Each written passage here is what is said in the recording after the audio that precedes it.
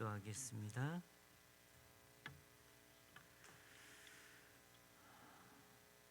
사랑과 은혜가 충만하신 하나님 아버지, 이 새벽에도 저희들을 깨워주시고 주님 앞으로 한 걸음씩 더 가까이 다가가게 하신 데 감사합니다. 오늘도 주님의 말씀을 듣고 하루를 시작하고자 합니다.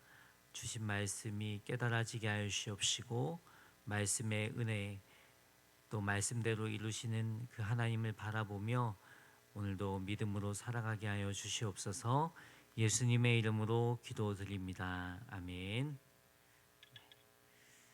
하나님 말씀 민수기 23장 13절에서 26절 말씀입니다. 민수기 23장 13절에서 26절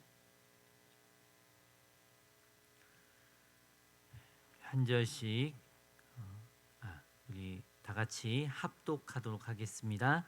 발락이 말하되 나와 함께 그들을 달리 볼 곳으로 가자. 거기서는 그들을 다 보지 못하고 그들의 끝만 보리니 거기서 나를 위하여 그들을 저주하라 하고 소빔들로 인도하여 비스가 꼭대기에 이르러 7 제단을 쌓고 그 제단에 수송아지와 순양을 드리니 발람이 발락에게 이르되 내가 저기서 여호와를 만나 뵐 동안에 여기 당신의 번제물 곁에 서소서 하니라. 여호와께서 발람에게 임하사 그의 입에 말씀을 주시며 이르시되 발락에게로 돌아가서 이렇게 말할지니라. 발람이 가서 본즉 발락이 번제물 곁에 섰고 모압 구간들이 함께 있더라. 발락이 발람에게 이르되 여호와께서 무슨 말씀을 하시더냐. 발람이 예언하여 이르기를 발락이여 일어나 들을지어다. 십보르의 아들이여 내게 자세히 들으라. 하나님은 사람이 아니시니 거짓말을 하지 않으시고 인생이 아니시니 후회가 없으시도다. 어찌 그 말씀하신 바를 행하지 않으시며 하신 말씀을 실행하지 않으시랴. 내가 축복할 것을 받았으니 그가 주신 복을 내가 돌이키지 않으리라. 야곱의 허물을 보지 아니하시며 이스라엘의 반역을 보지 아니하시는도다. 여호와 그들의 하나님이 그들과 함께 계시니 왕을 부르는 소리가 그 중에 있도다. 하나님이 그들을 애굽에서 인도하여 내셨으니 그의 힘이 들소와 같도다. 야곱을 해할 점술이 없고 이스라엘을 해할 복술이 없도다. 이때 야곱과 이스라엘에 대하여 논할진대 하나님께서 행하신 일이 어찌 그리 크지 않으리로다. 이 백성이 암사자같이 일어나고 수사자같이 일어나서 움킨 것을 먹으며 죽인 피를 마시기 전에는 눕지 아니하리로다 하매 발락이 발람에게 이르되 그들을 저주하지도 말고 축복하지도 말라. 발람이 발락에게 대답하여 이르되 내가 당신에게 말하여 이르기를 여호와께서 말씀하신 것은 내가 그대로 하지 않을 수 없다고 하지 아니하더이까. 아멘. 오늘 말씀은 발람의 두 번째 예언입니다. 발락은 발람을 불러들여 이스라엘을 저주하려고 했습니다. 그런데 기대와는 달리 발람의 첫 번째 예언은 저주가 아니라 축복이었습니다. 그래서 발락이 생각을 해봤어요. 왜 발람이 이스라엘 백성을 저주하지 못했을까? 생각해보니 처음에 저주하라고 갔던 장소는 이스라엘 진영이 훤히 다 보이는 장소였습니다. 22장 41절에 보면 아침에 발락이 발람과 함께하고 그들을 인도하여 바알의 산당에 오르매 발람이 거기서 이스라엘 백성의 진 끝까지 보니라. 진 끝까지 보니라. 바알의 산당이 있는 곳은 이스라엘 진의 처음과 끝이 보이는 장소입니다. 그걸 보니 발람이 두려워서 저주 대신 축복을 한 것이 아닐까 생각했던 것 같아요. 그래서 장소를 옮깁니다. 그곳은 이스라엘 백성이 아주 조금 보이는 장소였어요. 13절에 보면 발락이 말하되 나와 함께 그들을 달리 볼 곳으로 가자. 거기서는 그들을 다 보지 못하고 그들이 끝만 보리니 거기서 나를 위하여 그들을 저주하라 하고 소빔들로 인도하여 비스가 꼭대기에 일러 일곱 제단을 쌓고 각 제단에 수송아지와 순양을 드리니 그 장소는 비스가산 꼭대기입니다.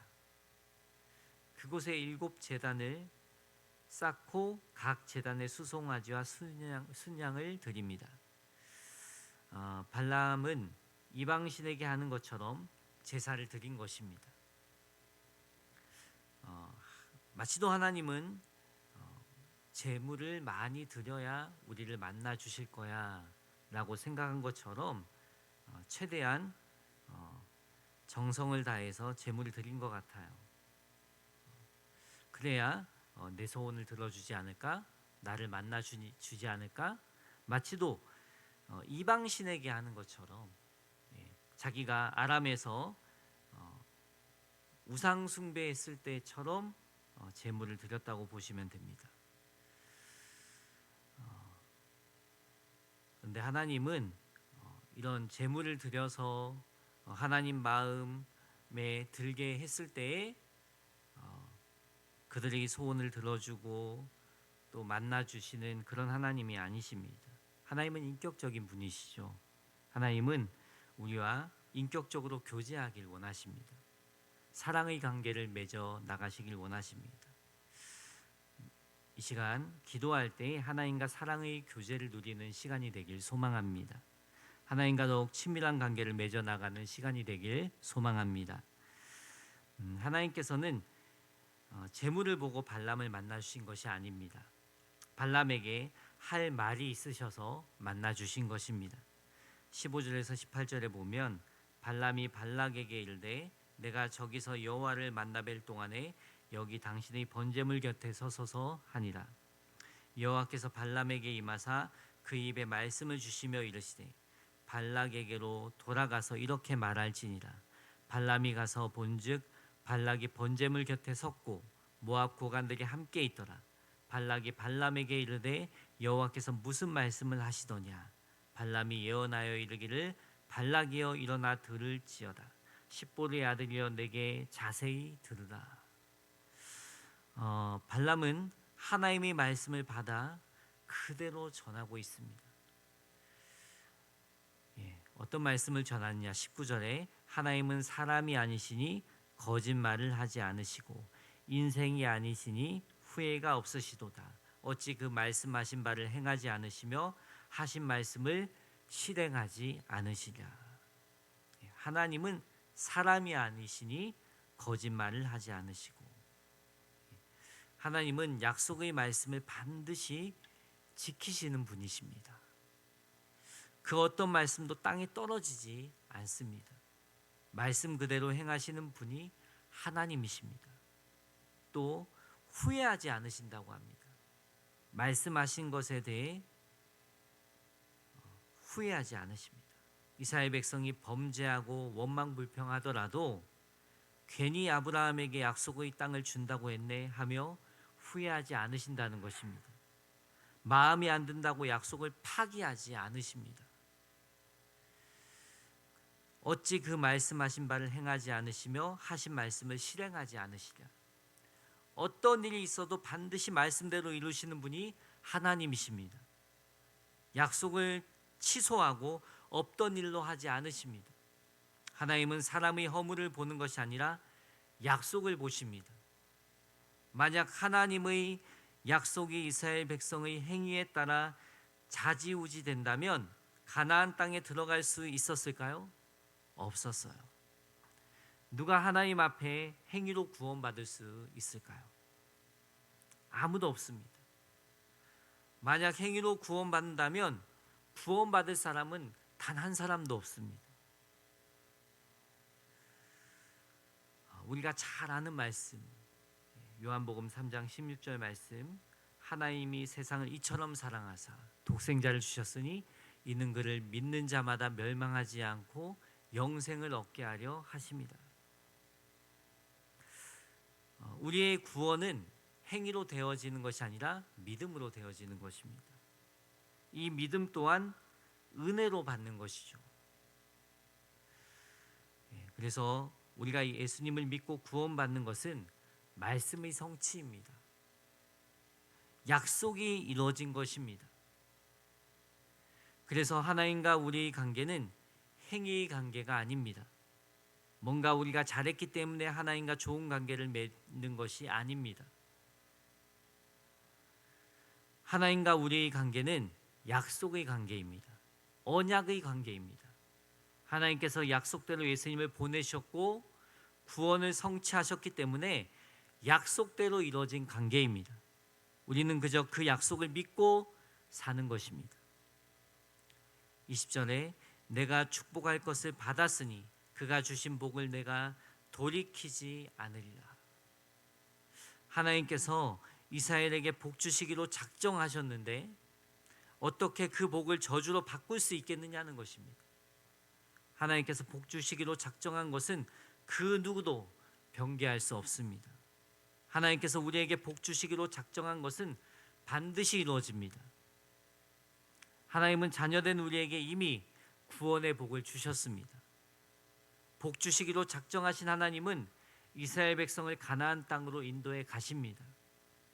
지금 비록 보이는 것 없이 힘든 여정을 가고 있지만 반드시 약속대로 이루실 것입니다. 우리의 인생의 모든 여정에는 좋은 일만 있지 않습니다.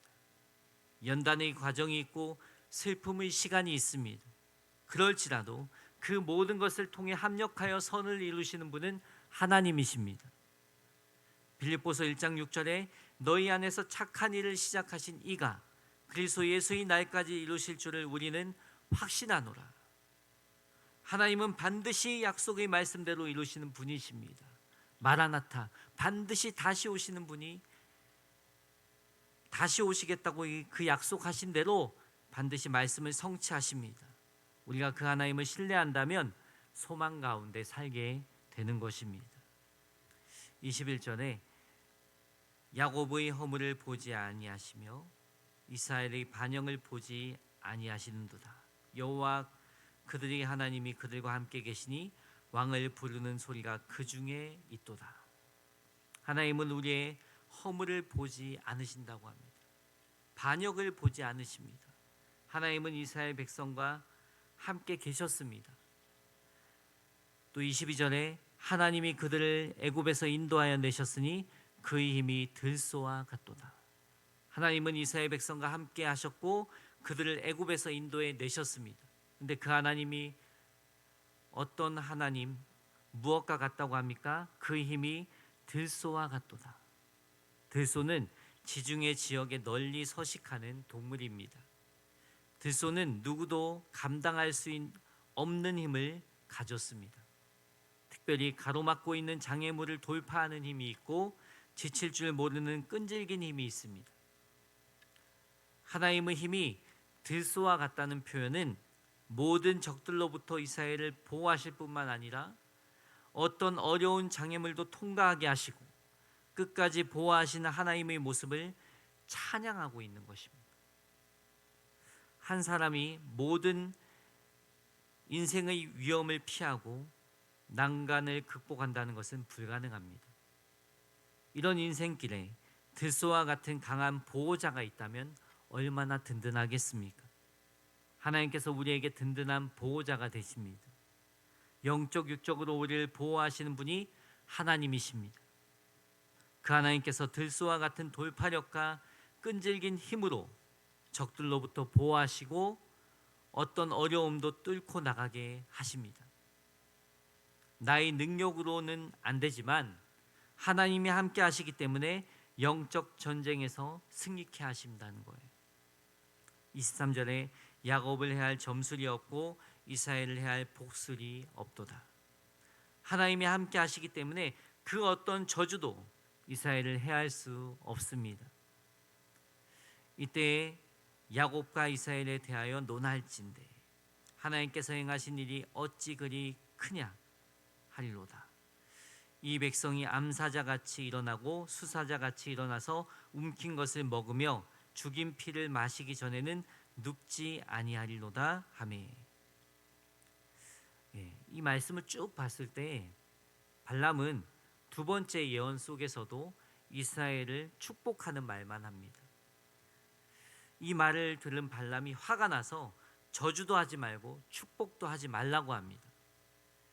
25절에 발람이 발락에게 이르되 그들을 저주하지도 말고 축복하지도 말라.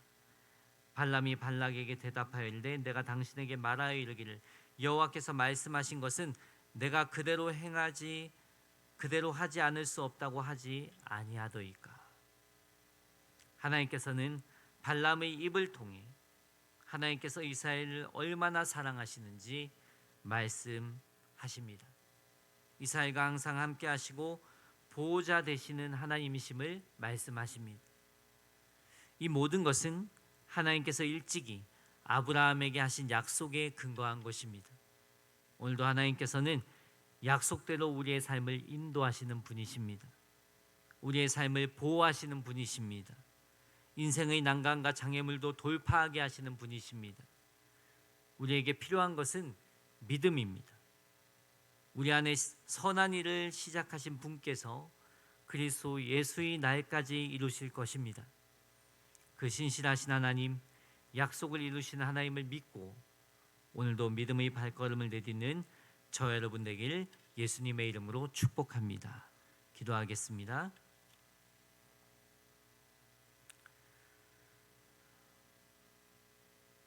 사랑과 은혜로 우리와 늘 함께 하시는 주님을 찬양합니다. 하나님께서 우리와 함께 하셨기에 하나님의 자녀된 삶을 살게 되었고 인생의 모든 장애물을 돌파하게 하셨고 수많은 영적 전쟁에서 승리케 하셨고 쓰러지고 넘어졌다가도 다시 일으켜 세우시는 주님의 손길을 경험할 수 있었음을 고백합니다. 이 모든 것이 하나님의 은혜입니다. 오늘도 나의 보호자 되시고 인도자 되시며 구원자 되시는 주님을 바라보며 믿음으로 살아가게 하옵소서. 귀한 예물 드린 손길이 있습니다. 주님, 이 예물을 드린 그 손길 기억하여 주시옵시고 삶 가운데 함께 하신 하나님을 경험하는 하루가 되게 하여 주시옵소서. 약속대로 이루시는 신실하신 하나님을 믿고 신뢰하게 하여 주시옵소서. 이 새벽 주님께 간절함으로 나아가게 하여 주시옵소서. 언제나 우리의 기도를 들으시는 예수님의 이름으로 기도드립니다. 아멘.